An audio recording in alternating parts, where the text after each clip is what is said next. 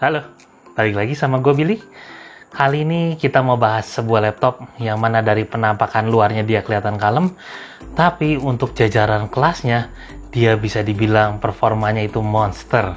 Ya, ini Lenovo IdeaPad Gaming 3 15ACH6.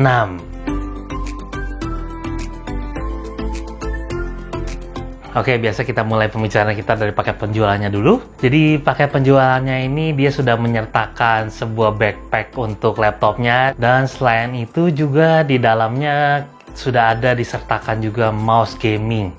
Sebuah mouse gaming yang masih standar sih menurut gua. Dan selain mouse gaming ada juga charger 170 watt yang surprisingly cukup kecil dan tipis juga, dengan berat beserta kabelnya di 500 gram lebih dikit untuk ukuran laptop gaming ya, dengan colokan yang agak unik at least menurut gua ya. Dan disiapin juga sebuah bracket buat tambahan SSD SATA as a goodwill. Walau nggak tahu juga mau dipasang di mana, karena kalau mau nambah SSD atau HDD 2,5 inch-nya, otomatis NVMe-nya kudu dicabut karena nggak muat. Alias kan sayang banget ya. Next, ada kartu garansi dan sebagainya ya. Dan pastinya laptopnya sendiri yang terlihat low profile, walau masih ada aksen-aksen gaming yang sayangnya hints-nya nggak bisa dibuka pakai satu tangan aja. Perlu ada improvement kecil di sana. Oh ya, buat laptopnya sendiri dia beratnya di 2,25 kilo. Nggak enteng juga sih, tapi nggak terlalu berat-berat amat. Ya, after all, ini namanya juga laptop gaming ya, jadi understandable lah. Dari segi bodinya, dia masih terbuat dari sejenis bahan plastik juga, yang mana cukup kalem dengan logo Lenovo yang ada di sisi sampingnya aja. Jadi ini cukup stealthy juga dan nggak ada embel-embel lighting atau RGB dan sebagainya. Tapi tetap masih ada kesan-kesan aksen gamingnya juga di ya lekukan-lekukannya itu yang ada di bodinya. Masih keren sih, stealthy tapi masih kelihatan berbeda. Selain itu, untuk airflow di grill bagian bawahnya ini masih berbentuk selayaknya laptop gaming, dengan 4 lubang pembuangan panas yang ada di sisi kanan, kiri, dan 2 lagi ada di bagian hinge bawah layarnya. Buat I/O portnya ini bisa dibilang cukup oke juga, dengan disertakan combo audio jack dan USB Type-A 3.1 Gen 1 di sisi kanan.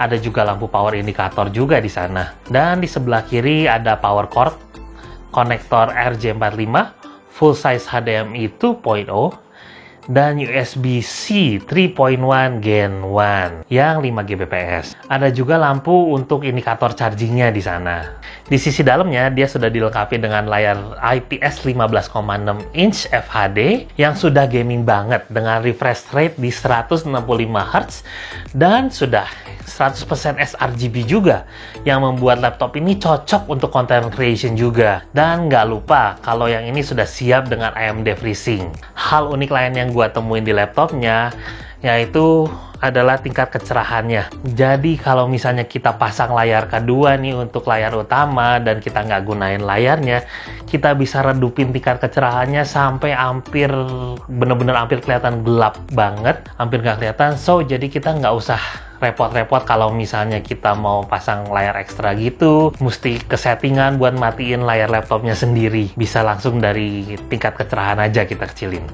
Lalu untuk layarnya sendiri bisa kelihatan bahwa bezelnya di kiri kanannya dia udah tipis, sedangkan di sebelah atasnya dia masih agak tebal sedikit ya. Cukup wajar juga karena di atasnya masih ada webcam di sana. Ya memang cukup penting juga sih untuk adanya webcam di sebuah laptop di zaman seperti sekarang ini. Ya, jadi ini kualitas tangkapan gambar dari kamera webcam 720p-nya laptop ini. Dan kualitas suara yang masuk juga seperti ini.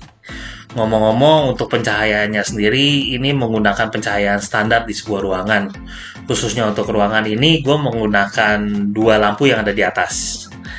Selain dari itu, saat kameranya lagi digunakan, lagi on, ada lampu indikasi berwarna putih yang menunjukkan bahwa ini kameranya sedang memasukkan gambar nih. Fitur keamanan lainnya yang sudah tidak aneh di laptop Lenovo itu ada juga di laptop ini, yaitu privacy shutter. Jadi intinya saat si kameranya sedang tidak digunakan, ini fitur bisa ditutup aja, kameranya langsung ditutup dan itu akan memutuskan koneksinya dari si webcamnya ke mesinnya. Otomatis dengan begitu tidak akan ada gambar yang masuk sama sekali. Buat keyboardnya sendiri, dia masih menggunakan full size keyboard yang lengkap dengan numpad. Demen nih gua sama keyboard yang kayak gini. Dengan desain yang terlihat gamer. Dan ukurannya yang tanpa didiskon-diskon. Keyboard ini juga sudah dilengkapi dengan 4 zona RGB dengan 3 tingkat kecerahan. Bisa diatur menggunakan tombol Fn plus spacebar. Di laptop ini juga sudah menggunakan trackpad yang cukup besar dan lokasinya sebenarnya ini sudah di center to keyboard ya. Tapi somehow pas gue menggunakan laptop ini, menggunakan keyboardnya untuk main game segala gitu, gue masih agak kurang nyamannya karena trackpadnya masih mudah terkena oleh tangan kiri. Selain dari itu, untuk keyboardnya sendiri sih gue bisa bilang ini nyaman untuk digunakan ya, untuk penggunaan sehari-hari, ngetik-ngetik segala, oke lah itu. Untuk varian yang satu ini, dia harganya di 13,7 juta. Dan pas gue beli di official store-nya di Tokopedia, lumayan banget gue dapat cashback sampai 500.000 lebih. Anyway, gue nggak di-endorse ini sama Tokopedia, cuman sharing aja dari pengalaman gue. Anyway, untuk varian yang satu ini, dia sudah menggunakan AMD Ryzen 5 5600H, storage SSD NVMe 512 GB, seperti yang gue udah sebut di awal bahwa ini dikasih bracket buat storage SATA tambahan. Tapi nggak bisa dipakai tanpa melepas NVMe-nya. Tapi masih ada satu slot NVMe lagi sih yang versi 2242. Walau agak langka, tapi kalau mau upgrade storage lebih baik memanfaatkan slot yang satu ini. Atau sekalian ganti SSD NVMe ori-nya aja ke kapasitas yang lebih besar kalau budgetnya ada. Untuk RAM bawaannya, dia sudah menggunakan RAM yang sebesar 8 GB. Dan masih ada satu ekstra slot kosong lagi untuk RAM keduanya. Yang gue sendiri sangat menyarankan untuk menambahkan saat beli. Supaya langsung jadi dual channel. Karena performanya bener-bener jauh berbeda. Nanti kita bisa lihat pas pengujian. Untuk yang satu ini, udah mantep dong. Dia udah menggunakan RTX-nya 2 VAR. Yaitu RTX 3050 dengan 4GB VRAM. Performanya udah oke, namun membuat harganya jadi bisa lebih terjangkau di kelas yang sudah RTX loh. Dan nggak lupa juga kalau yang ini udah menggunakan Wi-Fi 6 dan Bluetooth 5. Untuk baterainya sendiri dia masih menggunakan yang 45 Wh. Dan saat digunain nge-YouTube, dia sayangnya cuma bertahan sekitar 4,5 jam aja. Dari 100% sampai tinggal sisa 15%. Tapi nggak perlu khawatir juga, karena pengecasannya cukup cepat juga. Dari 10% sampai 100%, dia hanya perlu 2 jam saja. Ya nggak itu juga sih yang disebut cepet, karena laptop lain juga bisa. Tapi laptop yang satu ini memiliki fitur fast charging, yang mana dalam waktu 15 menit aja, dia sudah bisa mengecas dari 10 sampai 50%. Dan untuk fullnya sampai 100%, dia hanya perlu dikurang dari 1 jam aja loh. Amazing kan? Nextnya, untuk laptop ini dia masih menggunakan 2 speaker yang down firing, yang mana suaranya sendiri gue bisa bilang lumayan oke lah, tapi masih dilengkapi juga dia dengan software Nahimic, yang mana bisa membantu membuat suaranya lebih oke lagi. Dan yang terakhir untuk bagian dalamnya itu soal pembuangan panasnya. Dia menggunakan 3 heat pipe dan 2 kipas untuk mendinginkan CPU GPU-nya. Yang mana menurut gua ini sih masih agak kurang ya. Karena pas gua tes pakai game yang agak berat, Genshin Impact, jadi pas dipakai main itu di area keyboardnya masih berasa agak panas gimana gitu. Sedikit panas sih, nggak terlalu panas-panas banget, tapi kan kalau dipakai main game lama gitu dan bagian tangannya kena panas-panas gitu kan nggak nyaman juga ya. Soal hardware-nya udah, sekarang kita ngomongin soal soft-softnya, alias bagian ngetes-ngetesnya nih. Kita mulai dari pengetesan menggunakan kristal di Smart dulu. SSD-nya sendiri memang lumayan kencang juga. Cuman anehnya agak kurang stabil. Setelah kita tes 4 kali, kadang speednya sampai 3000, kadang turun ke 2700-an. Walau masih kenceng juga sih, tapi tetap aja nggak gitu stabil. Next, kita melakukan pengetesan menggunakan Cinebench R23 yang kita tes 10 kali. Dia memberikan skor tertinggi di 9906 dan skor terendahnya di 9812. Ini cukup oke dengan perubahan sedikit-sedikit. Nextnya kita tes menggunakan 3D Mark Time Spy, yang mana pada pengetesan pertama ini RAM-nya masih dengan kondisi single channel, skornya di 4730. Nextnya kita tes juga dong setelah kita buat jadi dual channel. Skornya lumayan, ada peningkatan sekitar hampir 10%, jadi sekitar 5237 poin.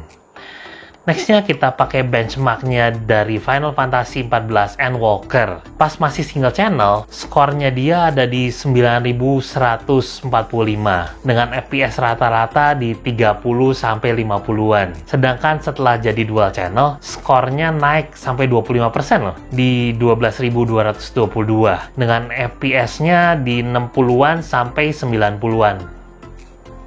Nextnya kita tes pakai benchmarknya Shadow of the Tomb Raider, yang mana pas single channel settingannya cuma bisa ditaruh di lowest dengan FPS rata-rata di 65. Setelah dual channel langsung bisa jalan di settingan highest, tapi biar masih nyaman dimainin kita tes di settingan high aja ya. Nah, masih dapat rata-rata FPS di 63. Lumayan banget kan tuh, dari lowest bisa jadi ke high. Padahal untuk penambahan RAM-nya kita cuma menggunakan RAM berukuran 4GB aja loh untuk menjadikannya dual channel. Dan perubahannya udah signifikan banget. Memang dual channel itu penting banget.